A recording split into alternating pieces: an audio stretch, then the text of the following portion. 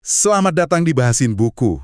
Hari ini kita bakal ngulik satu buku yang lagi rame banget nih. The Psychology of Money, karyanya Morgan Housel. Premisnya tuh lumayan bikin mikir ya. Sukses ngelola duit itu ternyata lebih soal perilaku kita. Soft skill gitu, bukan soal seberapa pinter atau jago teknis keuangannya. Agak kebalik ya dari yang biasa kita dengar. Tepat sekali. Biasanya kan kita diajarin uang tuh kayak fisika ya, ada rumus, aturan pasti. Tapi Housel ngajak kita lihatnya lebih kayak psikologi.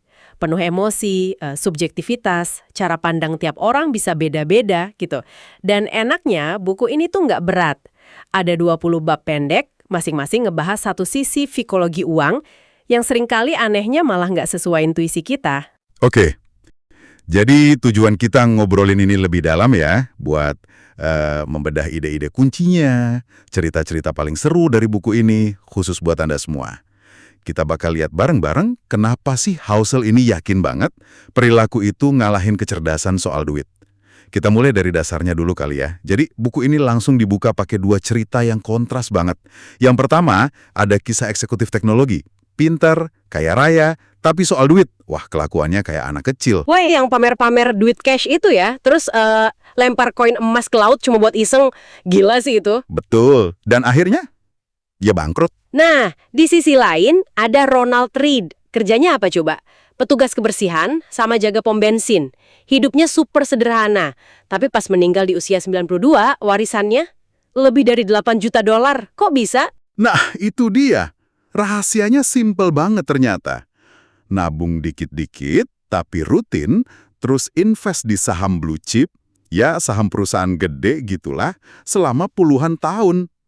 Kontras ini nih yang menurut Housel unik banget di dunia finansial. Coba bayangin di bidang lain, mana ada sih petugas kebersihan tanpa sekolah tinggi bisa ngalahin katakanlah eksekutif lulusan Harvard kayak si Richard Fuscone itu, yang malah bangkrut? Iya juga ya.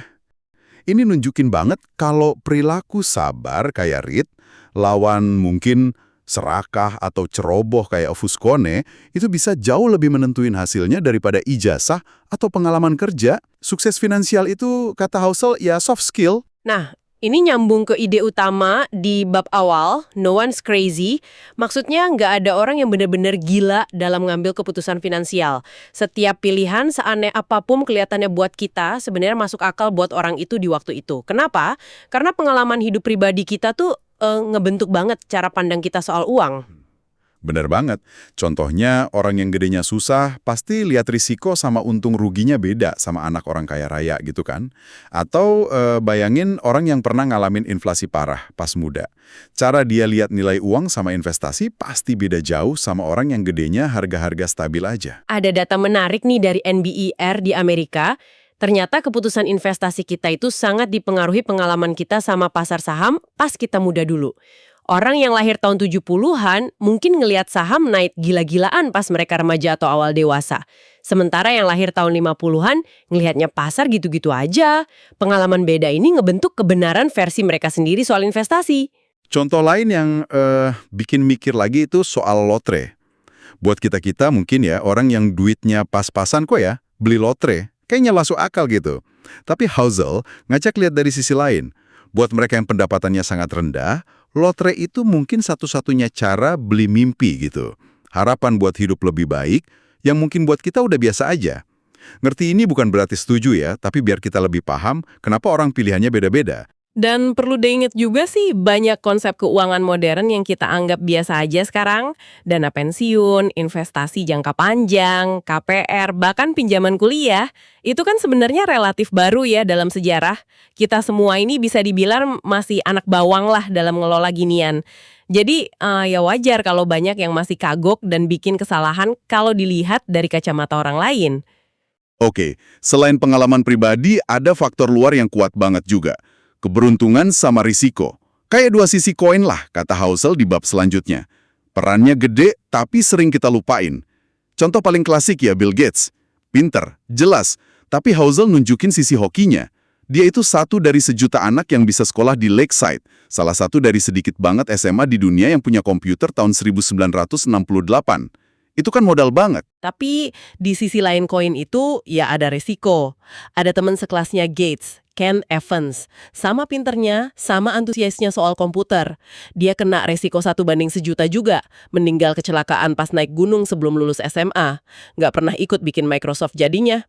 Kisah ini nunjukin banget gimana hoki sama sial, dua hal di luar kendali kita.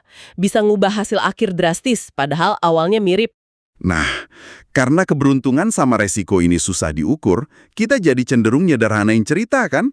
Kalau orang sukses, wah itu pasti kerja keras, jenius. Kalau gagal, wah itu pasti salah ambil keputusan, bodoh.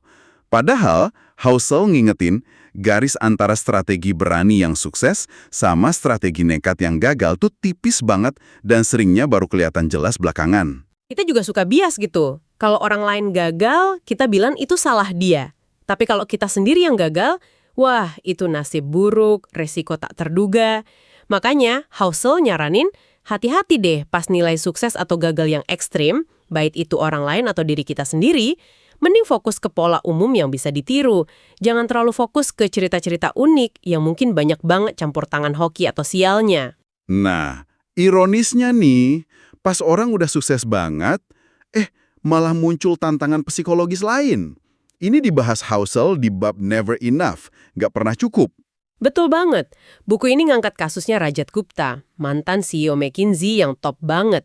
Sama Bernie Madoff, si penipu skema Ponzi itu. Dua-duanya udah punya segalanya lah. Duit banyak, kuasa, bebas mau ngapain aja. Tapi mereka masih pengen lebih. Akhirnya ngambil resiko aneh-aneh, ilegal, nggak etis, dan ya udah hilang semua. Reputasi, kebebasan, duitnya juga. Ini nunjukin bahayanya kalau kita nggak punya rasa cukup. Housel bilang, tiang gawangnya geser terus. Kalau ekspektasi kita naik terus seiring hasil, ya nggak bakal pernah puas. Malah kedorong ambil resiko makin gede, seringnya nggak perlu, sampai akhirnya nyesel. Pemicunya apa? Seringnya ya banding-bandingin diri sama orang lain. Di dunia ini kan selalu ada aja yang lebih kaya, lebih sukses, rumahnya lebih gede, mobilnya lebih keren. Kalau kita ngikutin permainan banding-bandingin ini, ya nggak bakal ada menangnya. Cara menangnya cuma satu, pilih buat nggak ikutan main banding-bandingin itu. Punya rasa cukup tuh bukan berarti jadi males atau nggak ambisius ya. Tapi lebih kesadar aja, kalau ngejar lebih terus-terusan tanpa henti, itu bahaya. Ada hal-hal penting di hidup, reputasi, kebebasan, keluarga, ketenangan batin, yang nilainya nggak bisa diukur pakai duit dan nggak layak dipertaruhin cuma buat nambah duit sedikit lagi. Kuncinya, tahu kapan harus stop ambil risiko gede. Rasa cukup ini nyambung banget sama apa yang menurut Housel jadi bentuk kekayaan paling tinggi, yaitu kebebasan. Di bab freedom, dia bilang nilai terbesar uang itu bukan barangnya, tapi kemampuan ngontrol hidup sendiri, terutama waktu kita. Dia ngutip studi dari psikolog Angus Campbell. Katanya, rasa bisa ngontrol hidup sendiri, ngelakuin apa yang kita mau, kapan kita mau, sama siapa kita mau, itu bikin bahagia jauh lebih kuat daripada sekedar punya gaji gede, rumah gede, atau jabatan mentereng. Uang ngasih kita kemampuan itu. Punya tabungan dikit aja, udah bikin kita bebas buat nggak panik kalau sakit atau perlu cuti. Punya lebih banyak lagi, bisa kasih pilihan buat pindah kerja, nego gaji, atau bahkan pensiun lebih awal. Housel cerita pengalaman dia sendiri pas magang di bank investasi. Kerjanya keren, gaji bagus, tapi dia sengsara banget karena nggak punya kontrol sama sekali soal waktunya. Nah, ini ada kaitannya sama konsep psikologi namanya reactance. Intinya, manusia tuh secara alami nggak suka dipaksa atau merasa nggak punya kendali. Kita semua pengen punya otonomi gitu. Nah, ini dia ironinya. Seringkali pas pendapatan naik, kita malah pakai buat beli barang lebih gede, lebih mewah, yang secara nggak sadar malah bisa ngurangin kontrol kita atas waktu. Rumah lebih gede, perawatannya lebih ribet. Kerja gaji tinggi, tuntutannya lebih banyak. Rasanya kayak kerja 24/7. Padahal kalau tanya orang tua-tua gitu ya, kayak yang dikutip Housel dari Karl Pilemer, pas di akhir hidup tuh yang paling dihargai bukan harta, tapi hubungan baik sama waktu bareng orang tersayang, sesuatu yang butuh kontrol atas waktu. Jadi, kontrol atas waktu itu dividen paling mahal yang bisa dibayar pakai uang. Ini nyambul ke dua bab lain yang seru. Man in the Car Paradox sama Wealth is what you don't see. Iya, paradoks mobil mewah itu unik ya. Kata Housel, pas kita lihat orang naik mobil sport keren gitu, jarang banget kita mikir, wah orangnya keren banget. Yang sering malah kita kagum sama mobilnya, terus ngebayangin kita sendiri yang lagi nyetir mobil itu. Orang beli barang mewah seringnya kan buat dapat pujian, rasa hormat. Tapi yang didapat mungkin cuma bikin orang lain jadi pengen punya barang yang sama. Nah, ini ngarah ke ide kalau kekayaan sejati itu justru yang nggak kelihatan. Mobil mewah, rumah gede, jam mahal, itu nunjukin kekayaan dalam arti kemampuan belanja sekarang, richness lah istilahnya. Tapi kesejahteraan atau wealth, kata Housel, itu aset finansial yang nggak dibelanjain. Itu mobil bagus yang nggak jadi dibeli, liburan mewah yang ditunda, uang yang disimpan dan diinvestasiin buat masa depan. Gitu. Kekayaan yang nggak kelihatan ini yang ngasih kita pilihan, fleksibilitas, kontrol waktu, sama kemampuan buat ngadepin hal tak terduga nanti. Masalahnya, kita sebagai manusia kan nilainya dari yang kelihatan mata ya. Jadi susah banget buat niru orang yang beneran wealthy dalam arti Housel ini. Karena sukses mereka nahan diri dari belanja, itu tersembunyi. Kita lebih gampang lihat si eksekutif yang bangkrut daripada si Ronald Fried yang diam-diam kaya raya itu. Terus, gimana caranya bangun kekayaan yang nggak kelihatan ini? Housel nekanin banget pentingnya nabung di bab 10. Dia bilang, tingkat tabungan kita atau savings rate itu jauh lebih penting buat bangun kekayaan daripada pendapatan kita atau hasil investasi kita. Kok bisa? Karena nabung itu variabel yang paling bisa kita kontrol.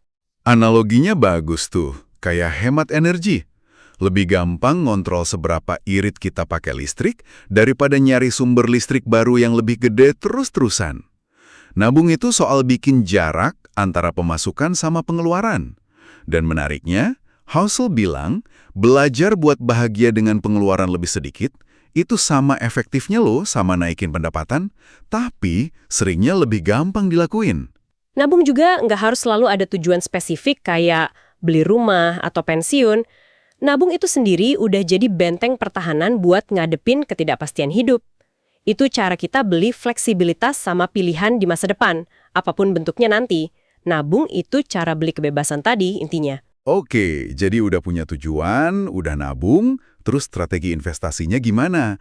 Nah, di sini Housel ngenalin kekuatan compounding atau bunga berbunga yang seringkali bikin bingung.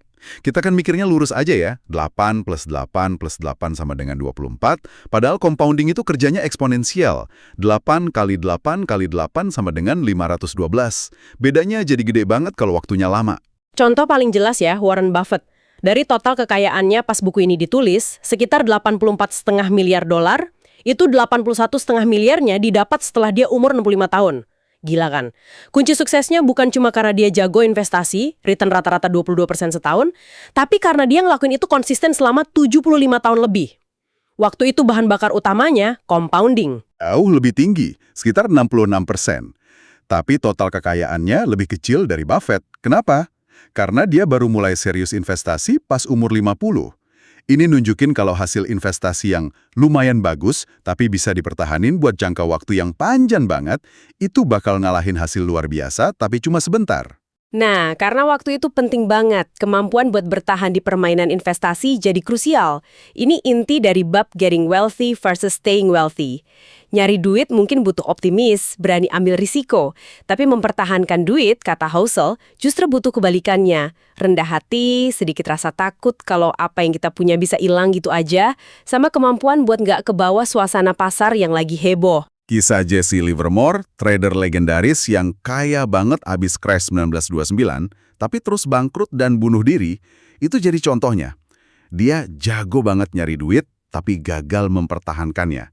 Kemampuan buat nggak lenyap dari permainan, nggak kepaksa jual pas pasar anjlok, atau nggak kebanyakan utang, itu yang bedain investor tahan lama kayak Buffett. Gimana cara bangun ketahanan ini? Housel nekenin pentingnya punya margin of safety atau ruang untuk kesalahan. Bab 13, kita harus ngaku kalau prediksi kita bisa salah, rencana bisa gagal. Ruang buat salah ini bisa macam-macam bentuknya. Mungkin pegang cash lebih banyak dari yang kelihatannya optimal, atau pakai asumsi return yang konservatif pas ngitung dana pensiun, atau diversifikasi sumber pendapatan. Intinya, jangan sampai ada satu titik kegagalan aja yang bisa ngeruntuhin semua bangunan finansial kita. Ini juga berarti hindari resiko yang meskipun kemungkinannya kecil banget, tapi kalau kejadian dampaknya fatal.